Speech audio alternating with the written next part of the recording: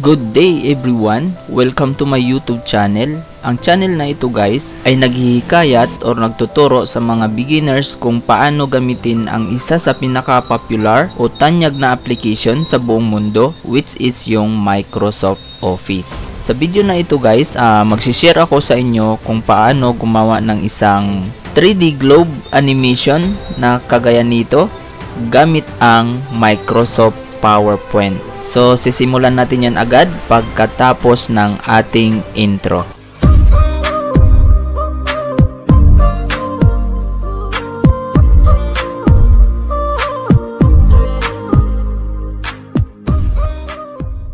So, dito sa ating blog,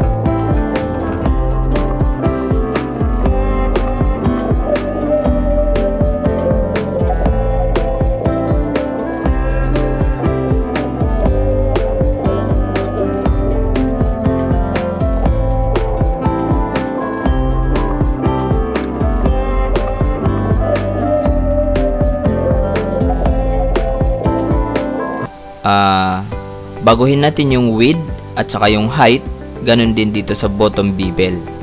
So, palitan natin ng width natin. So, gawin natin siyang 240.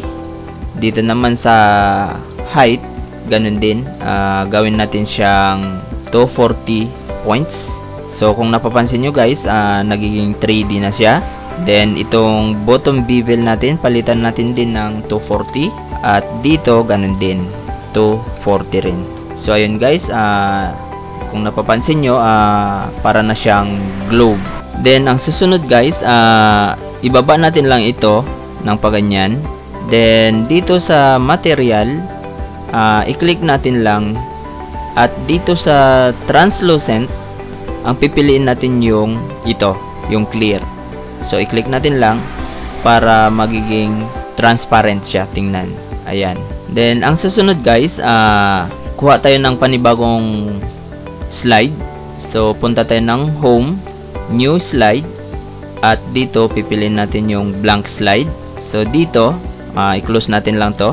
Then, dito natin ilalagay yung map natin. So, ako may dinownload ako. I-insert natin lang. So, go to insert, picture, this device. At dito, punta lang ako sa aking folder. So, dito, at download.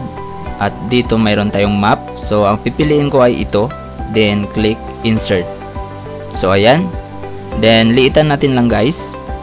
I-zoom out natin lang. Para makita natin ng buo.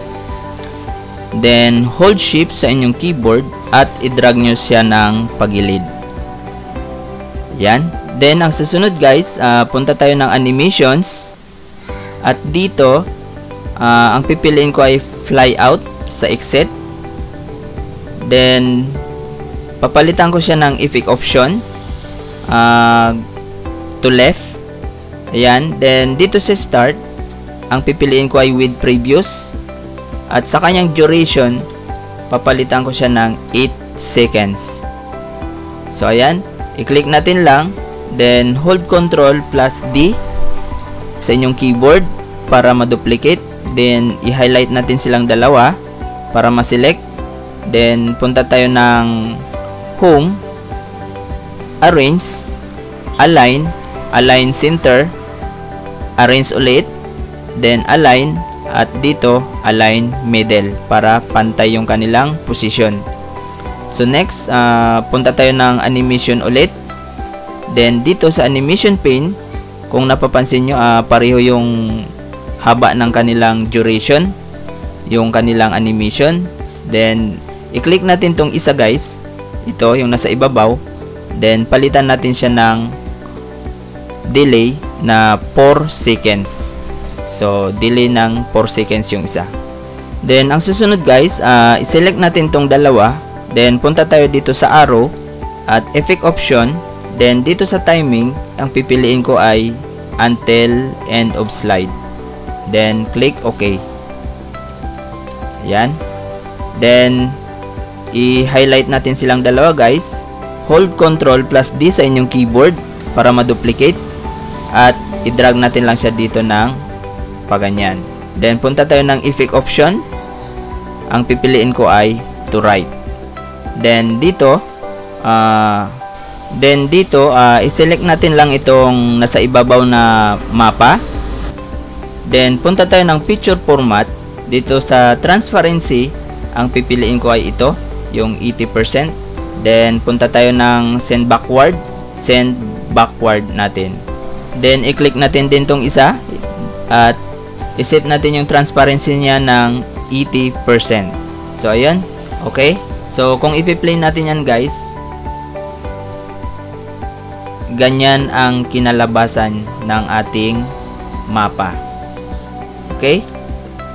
So ang susunod guys, ang pinakalas na gagawin natin, i-click natin tong slide natin, yung number 1, una natin ginawa.